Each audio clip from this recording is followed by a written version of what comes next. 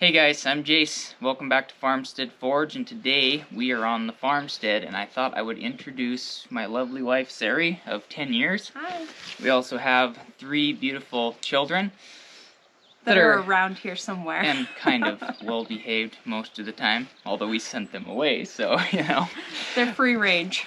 Today we're doing a video on planting potatoes. It's very important to us to pass these traditions and heritage down to our kids. I grew up 5th generation on a ranch here in central Montana. So this is a picture of my great great grandpa and the original homestead that he started over in Coffee Creek, Montana, and my brother is still on that place. It's cool that we're passing this down to the next generation, so we're gonna go through and kind of share how we plant our potatoes traditionally. And hopefully it'll help you out if you want to start planting potatoes on your homestead. So here we are just cutting the girls are cutting the eyes out of the potatoes, and then we let them sit in the sun for about a day to scab up. You don't have to do this, but it just gives you a lot more to plant. More bang for your buck. This is my great grandpa and a tiller that he and my grandpa made for his garden. This is my great grandpa's tractor that he bought brand new, although he restored it when he was in his 80s. And kind of painted it the wrong color. And this is a potato planter that my dad and great grandpa built. We use this all growing up. It's very handy. We do it a little different when we do it because we don't have a root cellar like I had growing up, so the eyes on the potatoes get really long. And when you drop them down the tube, it usually tears them off. We store our potatoes in the basement, which does pretty well, but it's not quite the ideal conditions of a root cellar. We hope to put a root cellar in someday, but such is life. You're busy and you just have to get done what you can get done, and things cost a lot of money. Things cost money, and you do what you can, and that's the most important part. So anyway, with the basement being kind of less than ideal conditions, like Jace said, some of the potatoes get some pretty wild eyes on them, and actually in our experience the Yukon Golds do really well in storage in our basement. They don't get super long eyes, and so those actually we could plant with the potato planter, but trying to separate out which ones would do well and which ones wouldn't, it's easier just for us to just plant them by hand.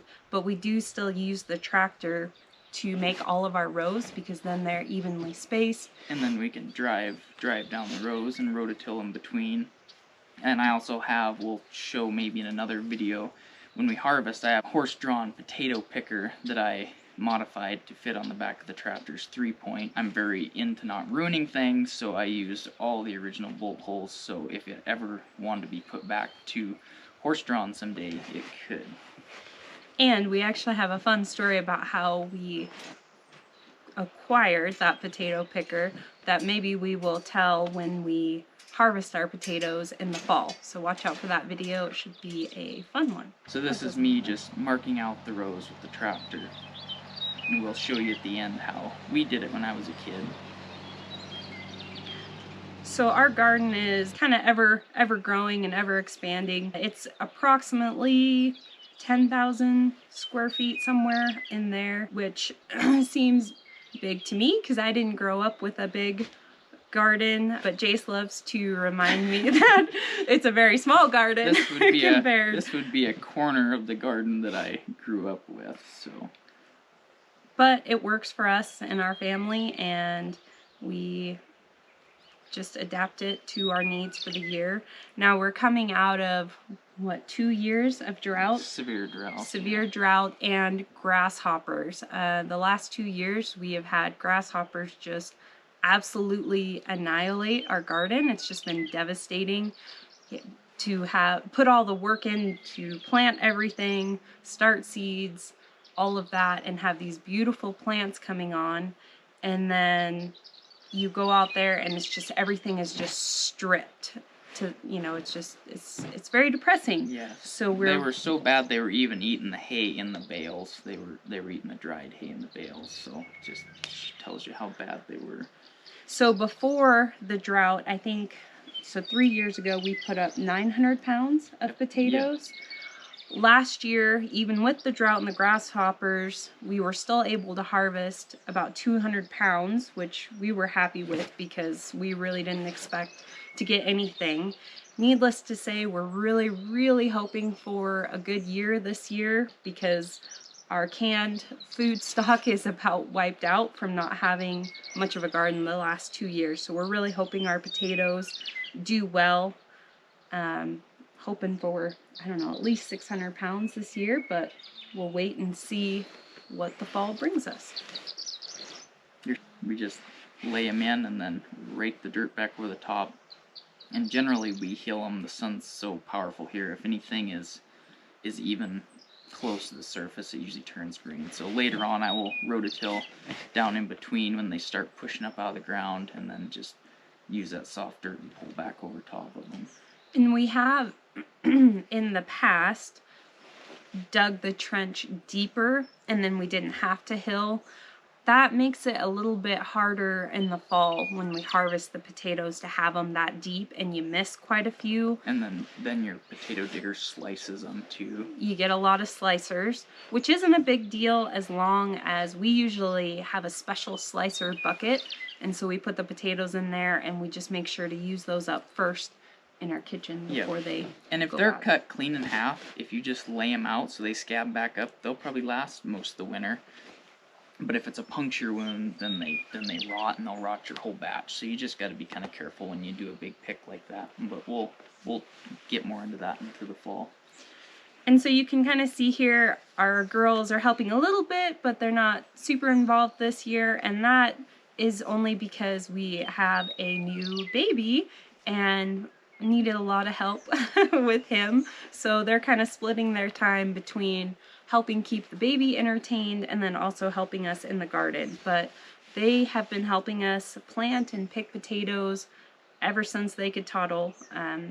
7 years in between kids is you just get used to really going 90 mile an hour again, and then the baby kind of sets you back a little bit. But we love him so much. We are so happy to have him. He's just wonderful. This is me and my brother riding on the back of a tractor, killing potatoes, which we only did that for a couple years, and it just made more work, but that's kind of how we actually planted potatoes. We'd ride on the draw bar and just drop them in. This is how we did it as kids, riding on the back, and then go in the ground, and you just drop them in. Real OSHA approved, but if you fall off behind, and nobody gets hurt. And these are just, you know, they're memories that we hope, you know, our girls will always have with them, and that they can maybe someday pass on to their own kids. And my son's middle name is Dickson, which is my great-grandpa that had that tractor, so pretty cool. So there you have it. That's how we plant our potatoes. Yes, we realize we are a little bit late this year, but like I said, life happens and you just have to do the best you can. Better late than never. We also had a really long winter this year, and then we've actually had a lot of moisture this year, so it's been really hard to get stuff in. Yes, the timing is tough. In an ideal world, we have what we call the little early garden, which is really close to our house. And ideally about April, if the snow drifts have gone off, we plant some potatoes out there, just a small amount, so that way if we do get a killing frost and it sets them back, it's not our whole crop. And also we have those potatoes to use earlier in the summer. And then generally, once we're pretty sure we're not going to have a killing frost, then we will get the rest of the crop in the main garden. That didn't happen this year. Yeah, we could have went a lot earlier this year, but just mud, we just couldn't get in. So, like we said, just doing the best we can. We hope that you guys do the best you can. Hope you enjoyed the video, and if you have any questions about planting potatoes, please comment, and we look forward to doing more on the farmstead videos for you guys. All right, we thought we would ask the girls some questions about potatoes really quick. This might be kind of fun, so let's see what they say. My name is Reagan. That is... Hi, I'm Rihanna. All right, what is your favorite part about planting potatoes?